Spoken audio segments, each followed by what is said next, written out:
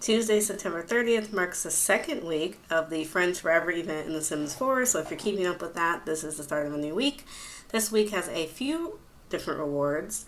There are 4 altogether, but I want to put a caveat that one is not accurate. So the Fit and Form top, the Modern Photo Frame, the Glimmerbrook magnet, even though it says San Myshuno magnet, you don't actually get that one this week, and the Super Chill pillow. So let's hop into how to complete these 2 quests to get this week's rewards. So quest 1 is the Lens of Imagination. I'll let you read the pop-up if you'd like.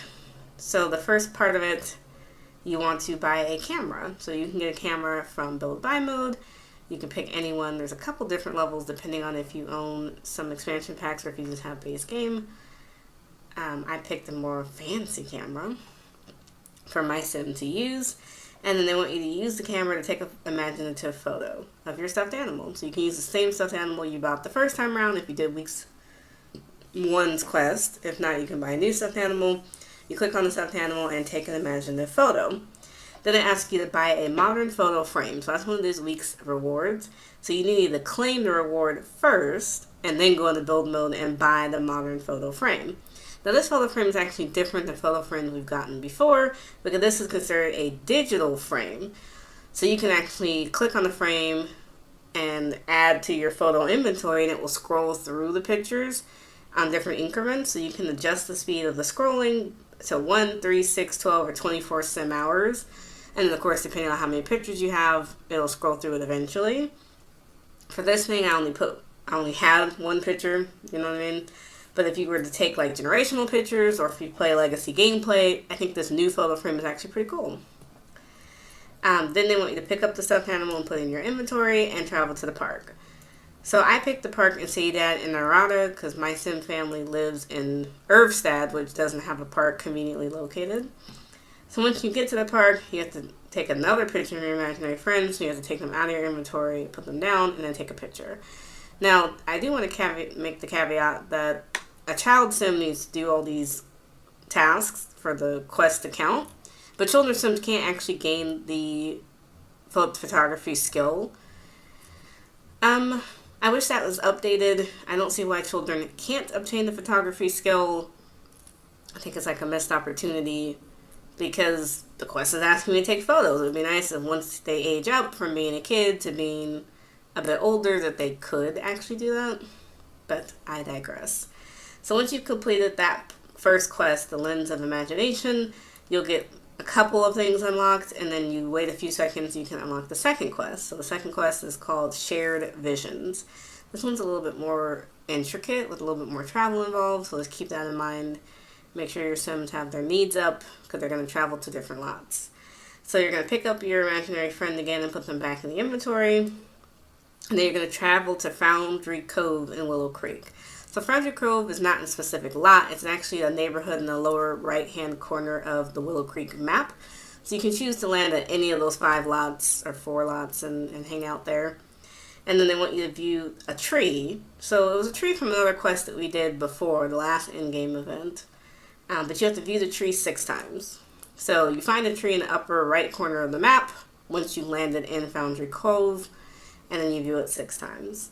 Once you've viewed it 6 times, it'll ask you to chat with the tree 2 times. So you'll chat for a bit, 2 times for that. Then you can explore the tree. It does give you like a pop-up menu with different options. You can either go upstream or downstream. You can go towards the sound or go towards the light. So some different options, kind of giving it like a D&D vibe. I recommend, just for me now, going towards the sound, going downstream, and then entering the mist. That's how you unlock Sylvian Glade. And you will need Sylvian Glade later in this quest, so definitely keep that in mind. Because the next task is going to be to travel to Sylvian Glade. So if you messed up the first time around in picking your options, again, you want to go towards the sound, go downstream, and then go into the mist. Then you unlock Sylvian Glade and you can travel there. Once you're in Sylvian Glade, they ask you to play with the stuffed animal, so just take it out of your inventory and plop it down somewhere. And then you want to look at frogs in a Sylvian pond, which is literally in the middle as soon as you load into Sylvian Glade. Whether you're successful or you fail at finding frogs doesn't make a difference. It'll still complete the task. Then they want you to take another imaginative photo of the stuffed animal. The stuffed animal, for some reason, had a different color. It was like light pink or something. Once I put them down in Sylvian Glades, I don't know if that was intentional or if that was a bug. And then the next part will be to ask about broken lenses, because you're starting to realize in these photos that the imaginary friend doesn't show up. And they give you some sort of pop-up explaining why they don't show up.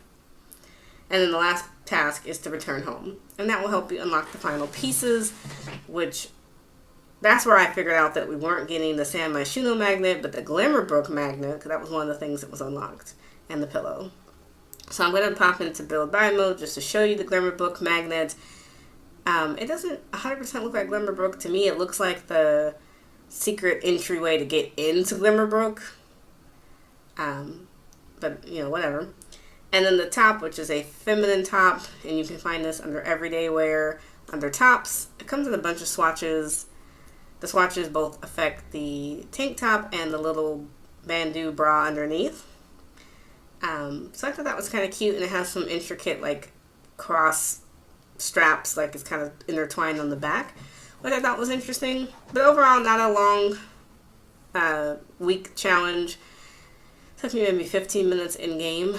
But yeah, I'm excited. This is, of course, leading up to the launch of The Sims 4 Adventure Awaits that comes out on October 2nd. So we are literally right around the corner.